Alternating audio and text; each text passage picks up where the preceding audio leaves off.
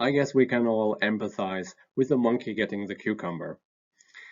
I think the monkeys in Frans de Waal's video teach us that inequality aversion is very real.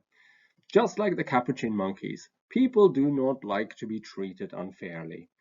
And fairness can be a great motivator for changing behavior and for changing politics. But what about the grape monkey? The grape monkey didn't give up his grapes voluntarily either, so maybe there's a need for an additional mechanism. We now have seen three categories of solutions to the problem of cooperation. But following your political philosophy type readings, the one that is perhaps most obvious to most of you is, of course, external enforcement. Enter Hobbes, Leviathan, the state, to bring order to chaos, to guarantee property rights, to punish rule breaking and enforce cooperation and the production of public goods. And those are, of course, the rationales for the very existence of the state. But as the other solutions that we have seen show, we shouldn't really feel stuck in this dichotomy between either state solutions or private solutions, market solutions, for example, from the beginning. Cooperation without the state is possible. And this insight is also one of the key sort of takeaway points from Lynn Ostrom's work on the tragedy of the commons. I promised we would revisit those cows on their beautiful pasture. I took this picture a few years ago in the Alps, in a place not too far from one of the case studies in Lynn Ostrom's book, Governing the Commons. So what's the story here?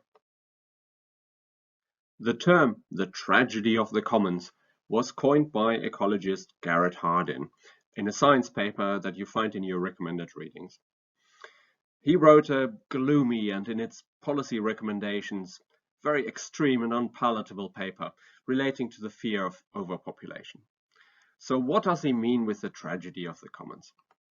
Well, he's talking about the English common, common land accessible for everyone in the village, a pasture with no limit to access, so what we know as a common pool resource from the beginning of the lecture, no excludability, but rivalry in consumption. As individual herdsmen add just one more cow and another cow and another cow, they individually reap the benefits. They can sell the cows or their meat and make profit. But the more cows we add to the resource, to the common pasture, we ultimately destroy the resource altogether.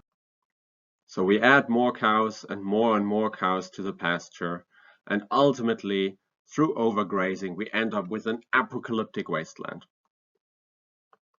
And this logic is not completely made up. If you think about global fish stocks or climate change, we might well believe that we find ourselves in tragedy of the commons type situations every once in a while. To Garrett Hardin, the bleak outcome is really inevitable, hence the word tragedy. And the only solution to this tragedy of the commons is either privatization or nationalization, so the national government taking action. But a few years later, political scientist Lynn Ostrom said, no, you got it all wrong. Self-regulation is possible. There's a third option. And Garrett Hardin's prime example of the English commons is empirically wrong. It is theoretically appealing to think of these herdsmen as sort of individual profit maximizers. But if you look around the UK, you will find that the commons are not the apocalyptic wastelands that Garrett Hardin expects. It's the opposite. They are beautiful meadows used sustainably. And that is what Lynn Ostrom and her workshoppers at Indiana University found around the world when they did this sort of hard empirical work of collecting case studies from everywhere. They looked at irrigation systems in Spain and meadows in Switzerland and fisheries and communities all over the planet. And they found that there are common pool resources everywhere, and they do create problems.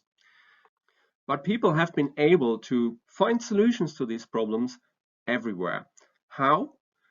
They create institutions, they create rules, ad hoc rules, different rules in many cases, specific to the resource in question, but essentially governance structures and institutions that help them solve the problems that the common pool resources throw up.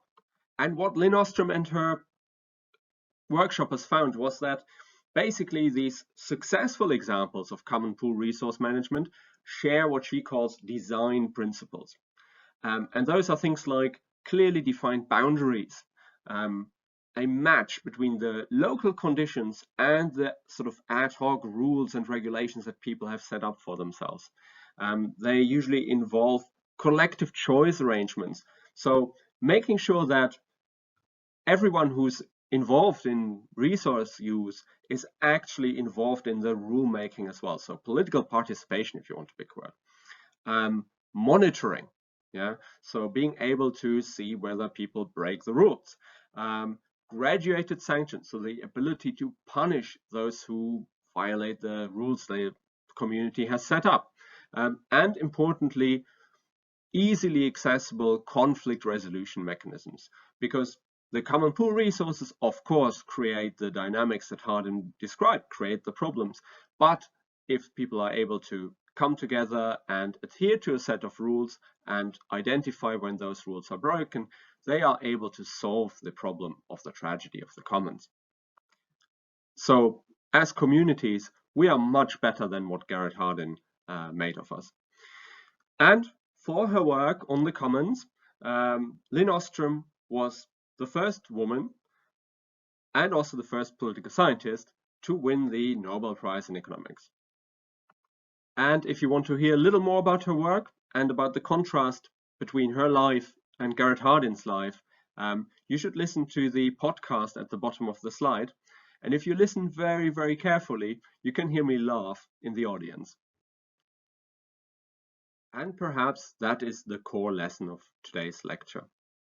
That cooperation, the provision of public goods, and the sustainable use of common pool resources through self-regulation are possible. And that people and communities all over the world have created institutions and thus found solutions to the problems and dilemmas they find themselves in.